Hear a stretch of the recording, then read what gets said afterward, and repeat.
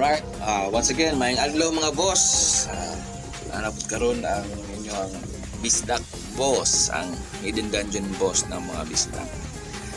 Dugay-dugay ito, wag ka video no, kay medyo na busy. Maybe 2 weeks ago ang last na video. And karon na I'll be creating a video, another tips and tricks tutorial. For this time, I'll be making a progression video sa tanan 6 major character sa Ragnarok next generation global server. So nahunaan ako nga namang ko'y access sa 6 ka major characters sa rocks. So mag-start ko sa bottom, dili man ako nakita kanay 6 kaning 6 major no, sa knight, swordsman, mage, acolyte, archer, thieves, and merchant. So mag-start ko sa ubos. Ako ni siyang isa-isahon o progression video. So let's start ta sa merchant. So muna nakakaroon sa ako ang merchant. Nasa ko ang whitesmith na karon nga si Kuribo. Let's start to have this progression video. Ipakita na ako kung unsa na status sa progress ani nila. So nakoy 8 ka buok nga things diri ang nabutang while nag-fishing ni ako character nga si Kuribo. 8 things to discuss. Just nalagay ako rin lang itang sa description. Stats, number 1. Number 2, skills. Number 3, awakening. 4, life skills. 5, pets. 6, shadow equipment, SE. 7, status line siya kung aha na ba ni early, mid, or late game na ba. And then number 8 is progression plans. Okay, ato nang sugdan mga boss. And ang ato ang progression video sa ato ang this is siya whitesmith na ba ni siya? I think this is already a whitesmith. Okay, whitesmith. Okay, level 62 whitesmith, base level, and then jump level 16. So let's start karon sa ato ang stats allocation. So makita naman sure nila ang stat allocation nga akong gihatag diri is priority nako ang strength, and then secondary is vitality for survivability. So sa mga wala kabalo, strength increases physical attack and weight limit, while vitality mag-increase siya max HP and physical defense. Okay, mutanang ko sa kuha nga nung kani because majority sa mga skills sa ato ang whitesmith or sa blacksmith focus siya sa strength. Dagan siya mga buff na maka-help sa team na maka-aid support at the same time damage sa usa ka whitesmith na agad sa strength. Okay, so muna siya ang stat allocation. So maybe na time siguro nga akong i-ag for maybe attack. By the way, I am an attack speed nga whitesmith. Dili ni siya kana penetration build. So kung dili I think na ako dapat dire sa dili pod in between flexible or zenith. Okay, wag gyud nakita diri kung unsa ko. So that's it for the stats. Main stat is strength, next is vitality. Okay, let's go sa next, skills. Okay, tanaw to ni skills. Ang sa skills, controversial ni siya para sa ako because ang whitesmith is heavily, tanaw na ito diri kung saan na yung recommended ay. Okay, according sa kaning ako ang melee DPS ang ako ang AFK farming, which is by the way AFK farming ginako ni siya, naka-focus kanira nga mga skill ang akong gamit. Kung talangan po ninyo ni kanaarag yung tulo ko na nakagamit. Okay, saan yung tulo ka buok gamit kani, this is the crazy uproar. So ako lang i-discuss ang mga skills ang gamit. Okay, kani microom break is card na siya. So ang himo na ko ni push card for nakoy push card, and then level 5 dayon. Next is kanang wala ko na max ni. Okay, push card is 5. Next is kani battle wheel 10 pod. Kung magkataas ang imong strength, magkataas ang damage. Crazy Uproar, first buff, maghatag ni siya og strength sa tanang kauban. Okay, and then that is mura to siya ang sa merchant nga ko'y kuha. Ani ha, by the way, ako lang isulti na ako'y tulo ka buok ka kuan load out ani ako ang character. So sa mga mata na nara AFK load out, which is karon boss and instance load out, and then tindero tindero load out kung mamaligya ko. English pa na ako na max masog kayo. Okay, going back sa skills nga ginagamit nako, mura ni siya ang sa merchant nga akong ginagamit for this loadout.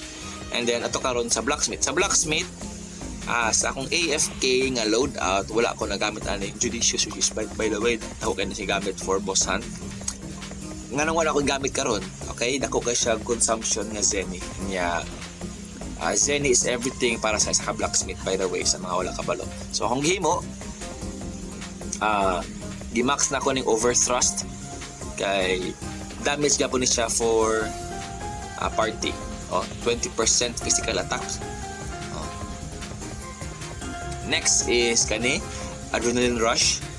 Attack speed ni siya, party members po tanan. And then 5 dayon nga weapon perfection. Ignore size modification. So walay labot siya kung unsa man ni small, medium or large, na siya damage siya ng efficient. Okay, next grid. Ako ni siyang gi-open 5 lang, although wala ako ginagamit ni mga skill kay para lang ang purpose ma-open ako ang next. And then savage slash diri major na ko nga damage sa akong ginagamit. Okay, so mura ni siya ang sa blacksmith. And then sa whitesmith nga skill, kung ang gusto tayo na 5 sa grid para lang ma-open ako ng unfair trick, in which kani siyang unfair trick dirigid ang IGP sa usa ka blacksmith, I mean sa usa ka whitesmith, kay killing monsters in the wild earns 20% more Zenny, and consumption po sa mga skills is ma-decrease. So muda ko og Zenny ang reward sa every makill niya nga monster, and then mas mugamay dayon ang consumption sa Zenny sa iyang skills. So by the way, sa mga kabalo, Zenny ang uban ginagamit sa mga skills like kani Mindless Touch, Mammonite, sa pailain diri kani Judicious, na pailain diri ang kani Hurl Zenny o Zenny Storm. Kwartay ang ginagamit, pera-pera ni siya ang whitesmith. Okay, so next after ato is kanila yung meltdown. 5 lang, wala ko ginagamit ni meltdown para lang ma-access na ko ning savagery. Okay, kaya ang savagery increases the damage of savage kaning nga mga skills, so para mula ko ang damage ani akong savage slash. And then maximum thrust dayon 10 gapon ang gamit, pero wala na ko siya ginagamit karon, naka ano na siya kay halang kay na 2000 Zenny nya 10 seconds lang. Pero dako ka damage, 50% ang imong normal attack. Dako kay na. So ginagamit na ako siya pang boss hunt of the rest. Okay? So muna siya ang ako ang gamit sa ako ang AFK. So kung mangutana mo unsa man akong gamit sa uban, kay atong i-open. Pero I think dili niya di gid ma-activate. Okay, sige lang, ako lang makita diri sa akong boss or instance. Na diri makita kani card blitz. So ako lang ipakita diri ang card blitz para makabalo mo unsa ni card blitz. Muna siya ang nakalingaw sa kuan, nakalingaw sa unsa ni whitesmith, I mean sa blacksmith. Kaya na ni sakay-sakay kasi mo hang cart, and then nakakos ng damage, then attack speed, now movement speed, by the way niya, you are immune ka ni, nandito ni siya pang engage, nandito po siya pang disengage niya, na pa dyan kay endure status ani, endure, and then control immunity, dili ka makontrol, dili po ka matuklod. Okay, sabayan din ni mo ani cart assault, pag nakay mabanggaan madami dyan yung manakbak mo niya kung walay edga card ang mga kalaban. Okay, so ato itong tanaw balik moto siya. Sige lang, kung na may question aning, kung naay mga kuan diha whitesmith na mo question, sige lang tanalan ko pa na. So kani savage last gapon, kani dayon ako yung gana judicious investment. Max na ko ni judicious investment basta kay boss hunt og instance o sa PvP mo pa ni gamit nako. Dako kay siya gamit maghatag siya og buff sa self og usa ka buok member dahil sa party. Kung damage kani Crazy Roar, kanila yun another maximum overthrust dako ka siya gamit yun. So ang main purpose anay akong ginagamit karon nga Whitesmith is buffer. So dako siya gamit nga mag-buff at the same time initiator, tapos usahay ginapatank na ako ni siya. So dili digay ni siya pure nga damage dealer kay dili pa kaayo ni siya nga nakakasaligan do sa as a damage dealer. Okay, so muna siya ang ato ang skills na to. And then kumuta na mo unsa ning last kaning tindero nga duara ang skill ani kanira vending, mamaligya ra ni siya. Kung mamaligya amo na akong ginagamit para palaghan og mga tinda. So wala siya ang atuang sa skills. Now let's go sa third part, ang awakening. Ato pa karon sa awakening na to. Let's start sa atuang upgrade awakening. Upgrade awakening tier 3. Going na ko, plano pa ko for tier 4 mo nang ga-fishing ko karon for saan yung gina-fishing gina ko karon. Naga-fishing ko og kani Mystic Muscle para sa ako ang accessories. Ang akong goal ani sa ako level 60 ang kani. Tulo ka accessories and talisman. Okay, so awakening, upgrade awakening is level tier 3, meaning level 50 ang tanan. Nakakatag na siya og 30% increased stats. Now let's go sa ito ang enchant awakening. Sa enchant awakening is tier 2. Okay, ang sa tier 2 tako na siya gamit because level tier 2 ra ko tier 3.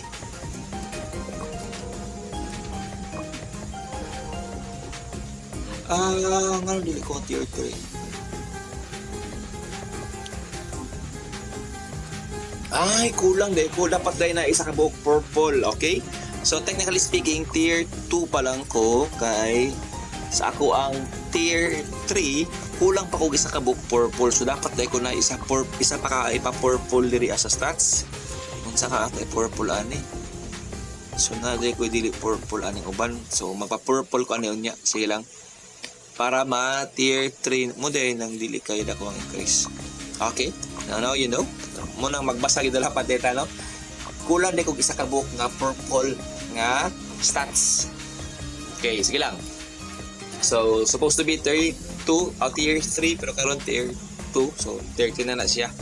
Kulang na lang isa ka tuklod. And then sa refined awakening, I am already at tier 3. Kay plus 4 na tanan. So next is plus 5. So sa hinahinin na siya So that's it sa ato ang awakening. Now let's go sa ato ang next part, ang ato ang life skills. So life skills, tanaw nyo dili sa akong life skill. Fishing is level 6, mining level 7, gardening level 3, smelting level 5, cooking level 1 pagapon, and then crafting level 5. Okay. So kumutan ako ani, nanang ani ako kuan, wala kay na ako na focus ni si Kuribo because wala man siya, dili man siya ang main na character nga akong gina-focusan for now. So for now akong ginatanahan og focus ang katong ato ang damage dealer na kay sa nakita nako kung makakarry na tong atong damage dealer is sayo na lang dahil kang pag-progress sa uban. Okay, so kana muna siyang update na to sa ato ang life skills. Okay, next sa ato ang pets. Sa ato pets. So sa akong pet, dili pa kay nga nagalambo ni, pero na ako usa ka buok nga 3 star nga blue, pa ko nakakuha og purple. Nagunaw na ko mga purple ko pero di pa man kaya.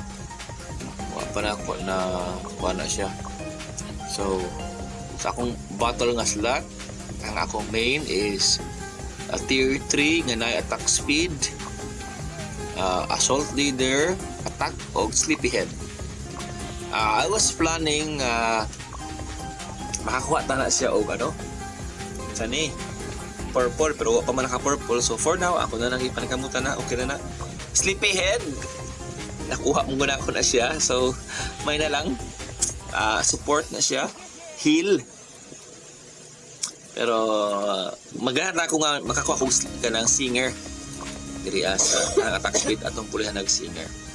So wala siya sa atong main, sa ato ang main nga pet na atay strength o agility. Sa supporting pila ka buok na pula, okay, duha ka buok ang naay strength and vite. Ang isa vite mag napulihan akong strength ani. Then duha ka buok nga na strength. So far kani pa ang status. Kaya murag wa na ko ilain ani nga ko at maghuwat na po tanig mga events. Be na ba? Murag wala na tay lain ani. Okay, wa na gid ta ma-open. So that's it. Status sa akong pet ay napaday. Sa ko ang life pets. Okay? So wala pa na yung mga skills kaayo. Kanilang ako ang gears. Ano siya mining. Ang na siya miner. Okay. So sa ko ang wala ko dili sa siya smelting. So mura na ang update na ko sa akong pets. Ato karon sa tong shadow equipment. Isa sa pinaka-lisod nga i-update kaning shadow equipment. But right now I am at level 3. Ato yung sisakon inscription, max na nako ang strength, crit attack speed, luck, damage ug wala ko'y plano anang ipang-upgrade. Level 4 pa man ma-upgrade ng uban, so wala pa. Technically speaking, ready na ko for level up. Kung kanilang basihan na sa inscription. Pioneer, wapa na ako na max. Pwede na ba na ako ni makuha? Wala gidi ay. So, na-max na ako ang attack speed ug ang life steal. So, wapa na ako nila max na sila. So, diri sa bound, akong ginagamit pa karon is kani battle wheel. Level 2. So, kung kuan na, I was planning nga kanay akong gamiton kaning Mammonite kay murag nindot siya 4 DPS 4 damage. So murag karon murag kanis siguro kay normal attack pa man ta nga build o pa naga-explore pa ko ani. Next diri sa ato ang engrave adrenaline rush 1. Nagplano po ko ani nga kani nga akong gamiton Midas touch nga normal attack lang nga na ay chance nga mo gawas ang Midas touch. Wapo mong kaniyo. Nice ni. 14% chance nga mo proc ang Midas touch. So sa mga wala kabalo sa Midas touch, skill na siya sa kuan sa whitesmith. I mean dili na sa merchant guy nga kung maigo niya ang minion mas dako og Zenny nga makuha. So remember ang blacksmith is more Zenny, more power ni siya. Ya mas bugat po ang imuhang cart, mas powerful po siya. Nga na ang concept sa ano. So I think kana padayon ta shadow equipment. Muna yung gamit karon. Ang gamit karon is adrenaline rush 1 level 2 and then max overthrust 1 naka-extend lang niya ano. So wala pa ko pang level 3 kay hangak-hangak na ni siya. Hangak na siya level 3. So far kana lang ang atong shadow equipment and nagplano ko nga mag-explore sa uban pero maybe dugay-dugay pa na nga mga shadow equipment. Okay? Maybe future plans. Next, number 7, status. Unsa status aning atong account sa kani si Kuriboh. Is Kuriboh naman ni siya early game, mid or late game. Sa kuang huna-huna is until now si Kuriboh na pagabon ni siya sa early game. Okay, early pagid ni siya. Maybe kung 1 to 10 nana siguro si Kuriboh sa 3. So 3 over 10. So kung ma-4 na siya, mid na siya, mid game na. So nga nung makaingong ko na is dili pa nga naka-stable ang iyahang attack speed. By the way, tanaw nato niya attack speed niya, dili pa nga nakakusog. And I was planning ma 1,000 na ning iyang strength, dili pa pud nga naka-stable. Kanya iyang kanay pet, wa pa pud siya na plastar. At least manggay tana lang, gusto na ako nga kung duha-duha lang kita na, okay na tana, murag na kami game na ta. Pero wala pa. Another thing is kato lagi stats 1k strength, at least man lang 1k strength, wala pa. Unya hangak pa ko palit pod, nagplano ko palit og purple niya nga shield nga purple shield lagi. Ako ba ning gi-follow? Wag din ako na-follow. So akong plano kani manggod na level, I think it's a how ito nga level nara ako na i-follow. Level 60 ni shield. Okay, o dahan tanay baligya, wala lang jud ko crystal.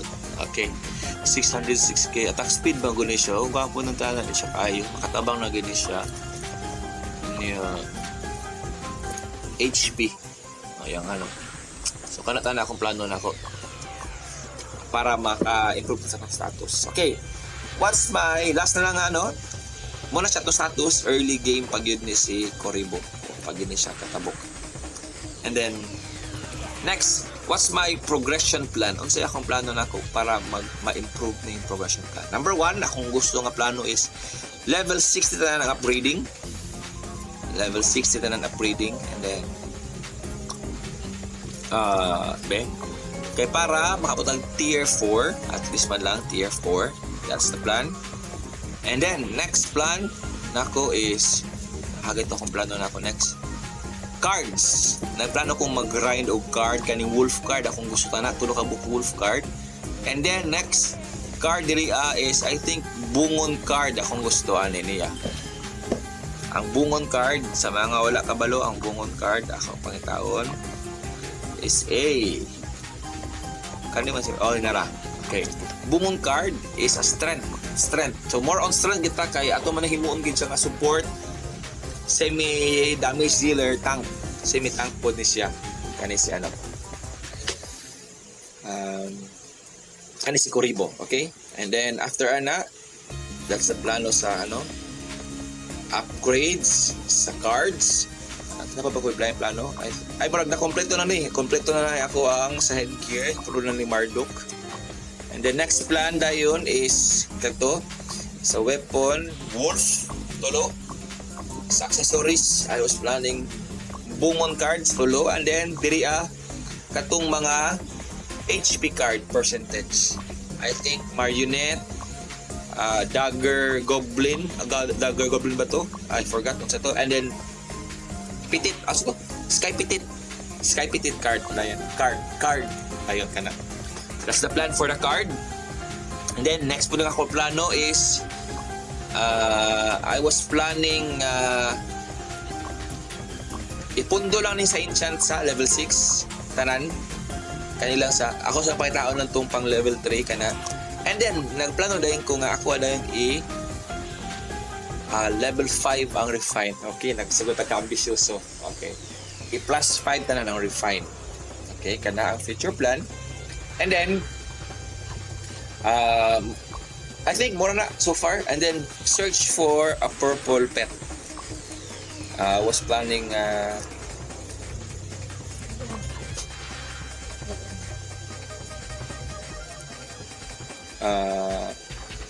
I'm planning maraganahan ko nga, I don't know, basig murag okayhan ko sa idea sa kani unsa ni hatong pinahon ko na ako pet.